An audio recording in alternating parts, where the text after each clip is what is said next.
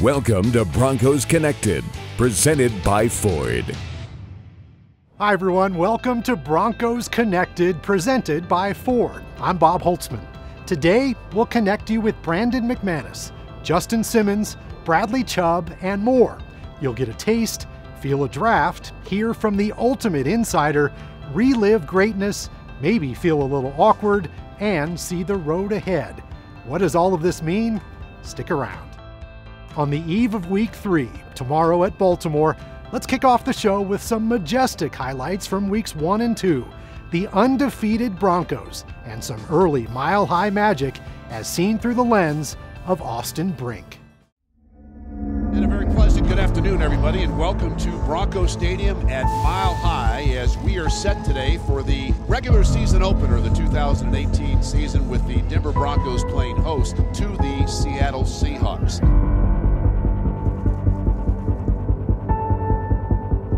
And since the Pat Bowlen era, Denver is 30-4. That represents the absolute best record in the National Football League.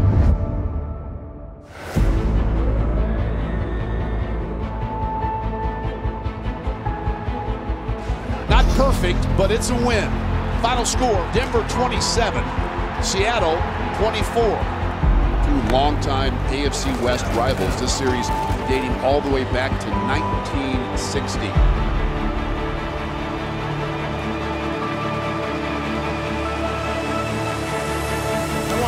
Let's go!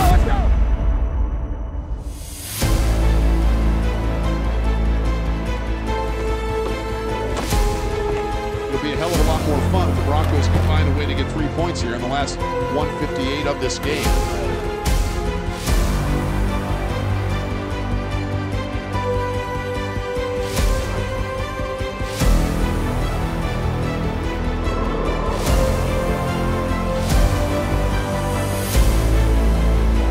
The Broncos come from behind, scoring 10 points in the fourth quarter, and they edge the Oakland Raiders 20-19. The 2018 season really began for the Broncos back in April in Dallas as a young man from Albuquerque announced the Broncos' first-round selection. Okay, Austin, let's show them how it's done. With the 5th pick in the 2018 NFL Draft, the Denver Broncos select Bradley Chubb, defensive end, NC State. 17-year-old Austin Denton is an aspiring broadcaster, diagnosed with a rare form of cancer when he was 2 years old. Last week, a Broncos suite holder brought Austin to Denver to reunite with his draft day buddy, Bradley Chubb. I want to go back to April of last year when I was able to get the opportunity to call your name as the 5th overall pick in the draft and going to my team, the Denver Broncos. I mean, just knowing once you got that call from Denver, knowing that you were about to become a Bronco, I mean, what was that feeling like? What was that experience to you? I bet you were just ecstatic. Picks 1 through 4 went through, and being in the green room, it's like, okay, only 4 picks went by, but it feel like I've been here for like 10 hours. Right, exactly. So yeah, all these thoughts racing through. I don't know who's gonna pick me, stuff like that. And then so I'm talking to my mom, and I just feel my phone vibrate. So I look down at it, and I see it's a 303 number. So I'm like, okay, I think this is it. So I answer the phone, talk to Mr. Elway, and then you call my name. So it was one of those moments, like, cause I was doing this little TV show, and they had the camera on me at all times. So if you watch that show, you can see my mom jumping up and down, my dad happy, my brother shaking my hand and everything. So it was a fun moment, not only for me, but my whole family. Just kind of take us through your first week of the NFL experience and how you were getting prepared for your first game on the big stage. Yeah. So we went through preseason training camp and all that, and that was one thing. And I feel like going through the actual season, it was a whole different thing. So when we approaching the game week with the actual game plan, actually coming in here, breaking down film and stuff like that, knowing my opponent, it was about the same as college. I feel like it wasn't that big of an adjustment, but I feel like going onto the field and the speed of the game and process and everything, that's when it really came like, okay, I'm really in the NFL now. Right. And the media was always talking about how yourself and Von Miller were going to be teaming up on that outside edge, and how you guys were going to be bringing new energy to the Broncos defense. Just kind of talk about the friendship that you've built so far with Von Miller now that you guys are teammates and pretty much the hopefully the best of friends. Yeah, for sure. Vaughn, he's been very helpful. Not only Vaughn, but Shaq and Shane have been very helpful throughout this whole process. Everything that Vaughn has been doing in the past years, I just ask him, like, hey, what'd you do to get there, or stuff like that, on the field, off the field, just communicating with him and just trying to pick his brain as much as I can. He's just, such a genuine, good dude, and I'm glad I'm getting the chance to learn from him, and I'm glad I get the chance to play with him and Shaq and Shane. So all those guys helping me out throughout this whole learning curve and stuff like that, so I'm excited to keep working with them. It's pretty obvious Austin has a future in this business. While in town, Austin toured the UC Health Training Center, spent time with the CBS broadcast crew, interviewed Ring of Famers Carl Mecklenburg and Steve Atwater, announced highlights from the Jaguars-Patriots game to a very happy Broncos stadium, and attended the post-game press conference. Case, you now have 2 consecutive game-winning drives in both of the games. This last one with Seattle and then this one with Oakland. What do you attribute to your second-half turnarounds that you've been able to make in these past 2 games? That's a great question. Austin, is it? Yes. That's my middle name, Austin. Oh, cool. Yeah. Here's the best part of Austin's story. His cancer is in remission and has been since 2007. We're lucky enough to have another broadcaster here in Denver who is pretty good at his craft. Let's go into the booth with Dave Logan. Empty backfield now. Lindsey in the slot left. 3 right, 2 to the left. Keenum, quarterback draw to the goal line. Touchdown, Denver! The gamble paid off. Case Keenum was like a groundhog, just rooting down on the ground, got the ball across the goal line, and the Broncos, with 5:58 left in this game, have closed to within 19-16. Coming up, our ultimate insider, Justin Simmons, goes one-on-one with one of his teammates, while Brandon McManus takes us to the taste of the Broncos. That's next on Broncos Connected, presented by Ford. This is Broncos Connected, presented by Ford. Welcome back to Broncos Connected. I'm Bob Holtzman. Second-year safety DeMonte Thomas is fast becoming another undrafted free agent John Elway gem. Thomas's inspired play during Week 3 of the preseason led to a spot on the team, and now a spot alongside our ultimate insider, Justin Simmons. Hey Broncos country, what's going on? It's your ultimate insider, Justin Simmons, here today with safety DeMonte Thomas, number 35. Asking a couple questions. So DeMonte, big win with Seattle at home opener, Week 1. What was it like, man? The atmosphere, the fans, how was it? It was a great win. You know, anytime you go out there on Sunday and get a win after putting in all that work during the off season and through camp and everything, I mean, it's a great feeling. And also the atmosphere was crazy. It's insane. The fans was yelling and screaming. You couldn't hear checks out there. I saw you guys struggling a little bit at times with the checks. And even when I was at PP, I mean, Casey came to me at the first snap and said, hey, man, you got to scream louder. I can't hear you. So you can just tell the atmosphere is really loud in there. Broncos country does an amazing job every week, whether it's home or away. The atmosphere is always electric. So you saw big playing time in preseason game number 3. You started at dime. You made plays all across the board. And then obviously now, you know, you got the roster spot on the 53. So you're getting time at special teams.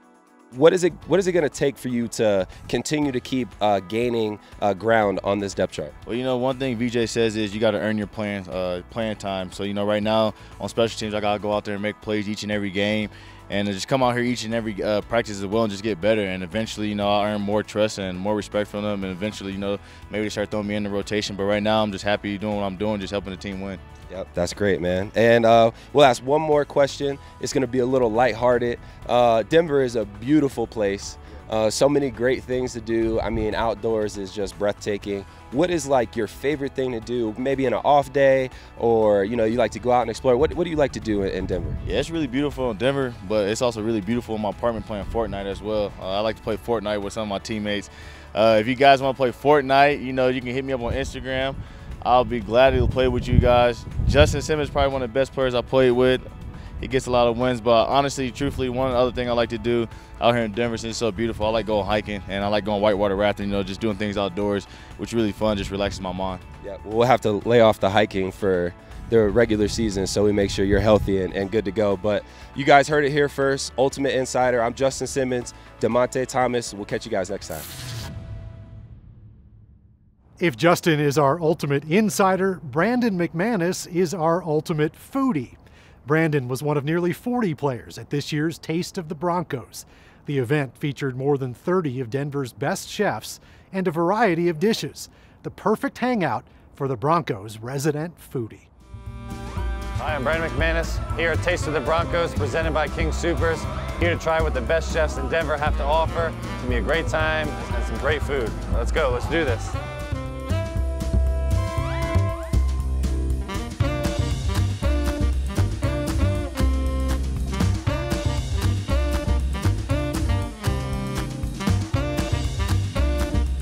So here my buddy Lon. Lon owns a bunch of great restaurants in Denver.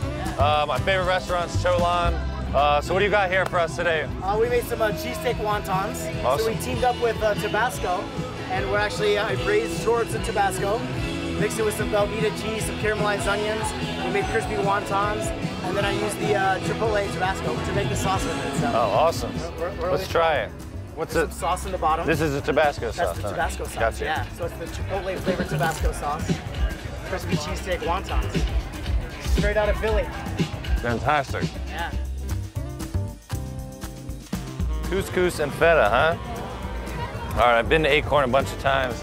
Love it. Well, let's try this thing. Best barbecue in Denver. What kind of sauce is this? It's harissa, it's like a North African spicy. North African spicy sauce. All right.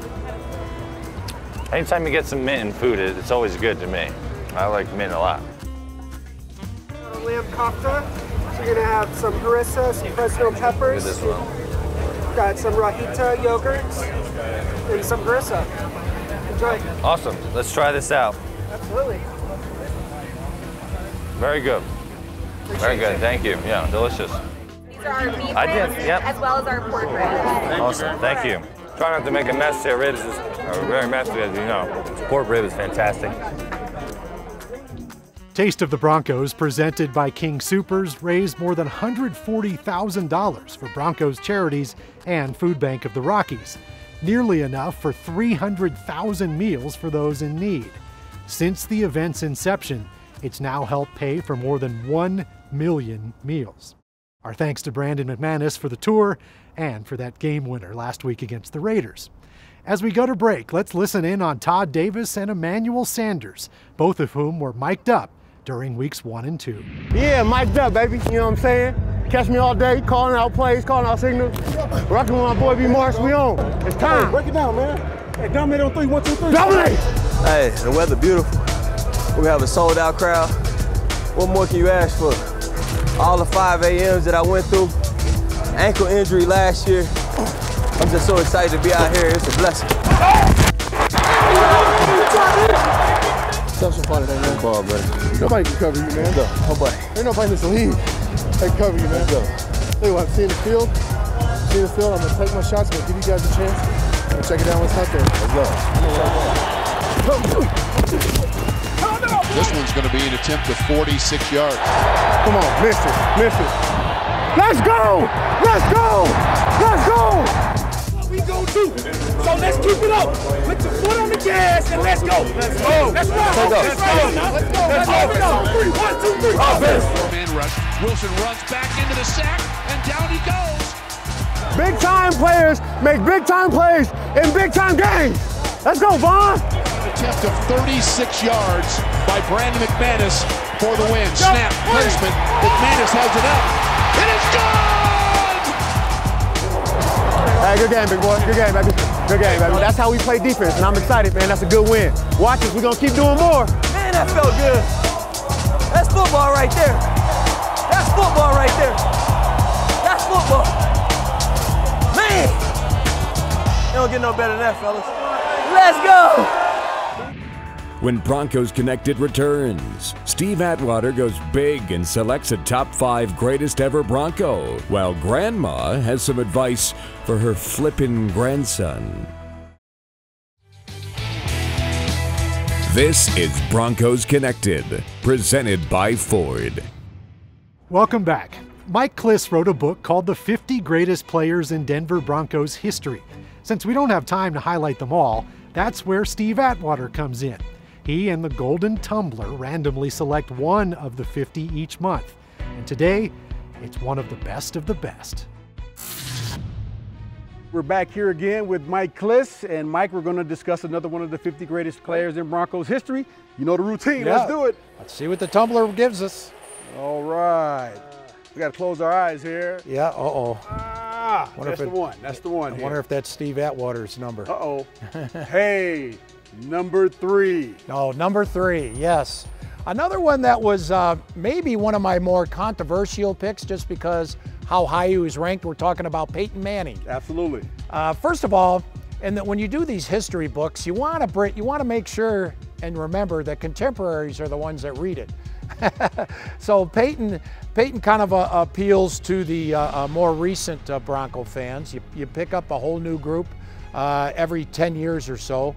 But also, one reason why Peyton was so high, Super Bowl appearances and winning the Super Bowl were probably priority number 1 in the way I ranked them.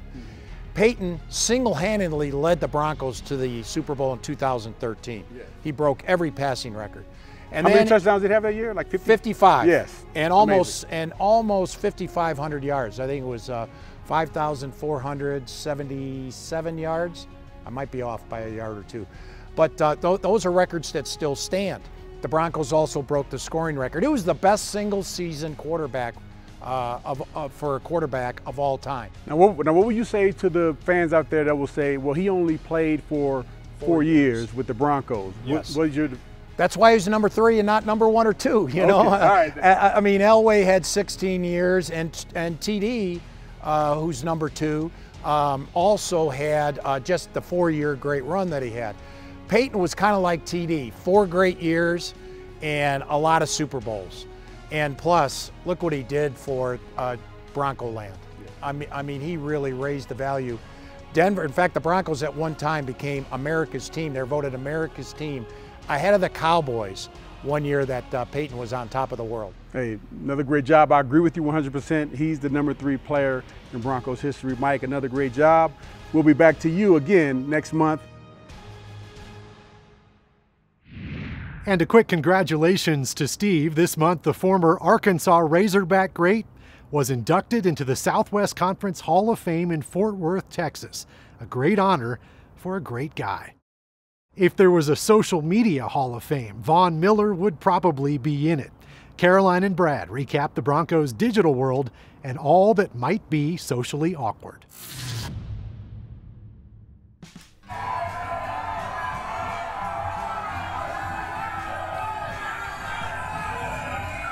Man, Von Miller sure knows how to make an entrance. I'm Caroline, this is Brad, and Socially Awkward is back, and football is back. Yes, we've been waiting for so long. And Von kicked off kickoff week with an amazing outfit. I think that's what led to his amazing game, you know, 3 sacks, 2 forced fumbles, and these pink pants. He was feeling it during the game and before the game, then took some more pictures after the game with a teammate of his. There's this amazing photo of him and Brandon McManus, a family portrait, if you will. You could say they might be stepbrothers. Do you think they just became best friends? Yep. There's also a photo that he posted with a crying baby, and the caption was, "I'm only mean to quarterbacks." Which was only made that much better by the comment from Tom Brady affirming, saying, yes, you are.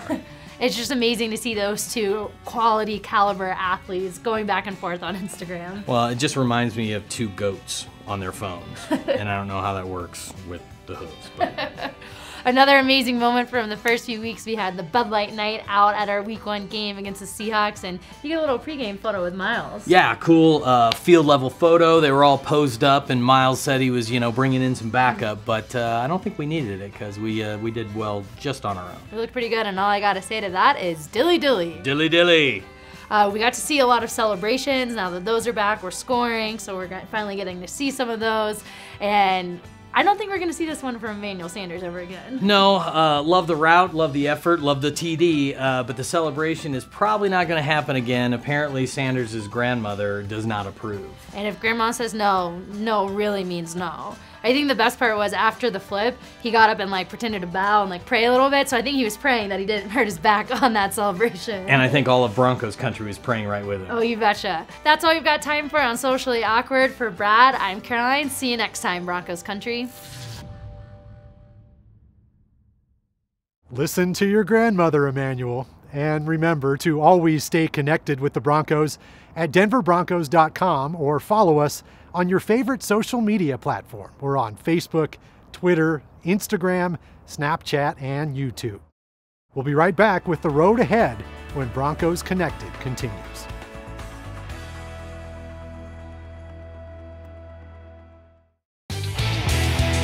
This is Broncos Connected, presented by Ford. Here's a look at the road ahead thanks to Ford.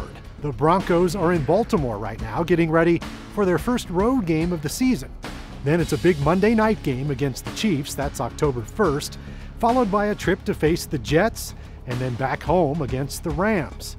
Other upcoming non-game events include Broncos and Español, a family event that takes place September 28th at Broncos Stadium. Tickets are free at the Broncos ticket office. The crazy, fun, and very popular women's event, Crush Night Out, is October 12th. The more subdued and football-centric Women's Combine is October 20th. And come trick or treat with the whole family inside Broncos Stadium on Saturday, October 27th. Tickets for all of these events are available at Ticketmaster.com. And we'll be back with another edition of Broncos Connected on Saturday, October 20th. Don't forget to stay connected to the Broncos anytime at denverbroncos.com or on social media. See you next time on Broncos Connected.